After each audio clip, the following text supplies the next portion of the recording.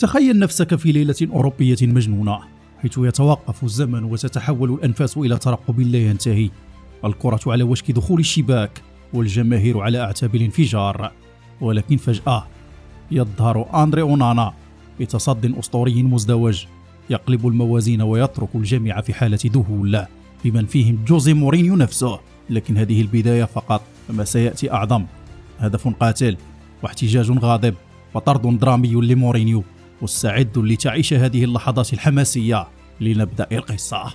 البداية كانت لصالح مانشستر يونايتد، حين أحرز كريستيان إريكسن هدفا رائعا في الدقيقة 15 ليضع فريقه في المقدمة.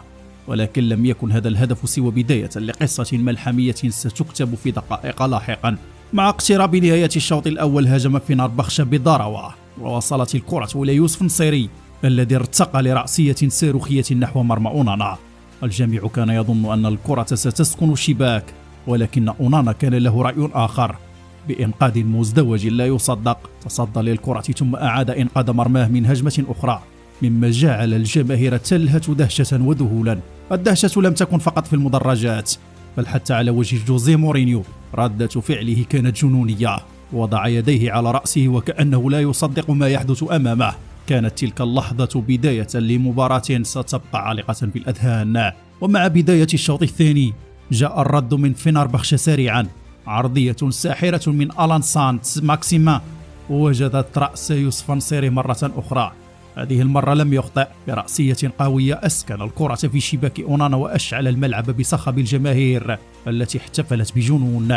لحظة لا يمكن وصفها سوى بأنها كانت عاصفة كروية حطمت هدوء مانشستر يونايتد. الجميع كان ينتظر احتفال مورينيو الجنوني، ولكنه هذه المرة كان هادئا، وضع يديه في جيبه ونظر إلى الأرض.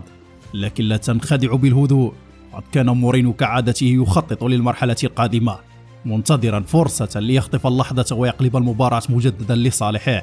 ولكن ما لم يكن في الحسبان كان الطرد الذي غير مجرى اللقاء. بعد مرور 60 دقيقة اعترض مورينيو بشدة على قرار الحكم بعدم احتساب ركلة جزاء لفريقه، بعد تدخل مثير للجدل بين أوساي سامويل ومانويل أوغارتي.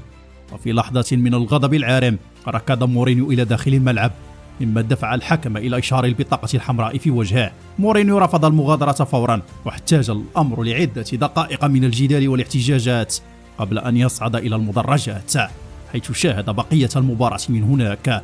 كانت تلك اللحظة من الجنون والدراما الكروية في آن واحد، أضافت مزيدا من الإثارة لهذا اللقاء. لكن مورينيو لم يتوقف عند هذا الحد. بعد نهاية اللقاء قدم واحدة من أشهر مقابلته الساخرة، حينما قال: الحكم لديه رؤية محيطية خارقة، يستطيع رؤية الحادثة في الملعب وفي نفس الوقت يتابع تصرفاتي على الخط الجانبي.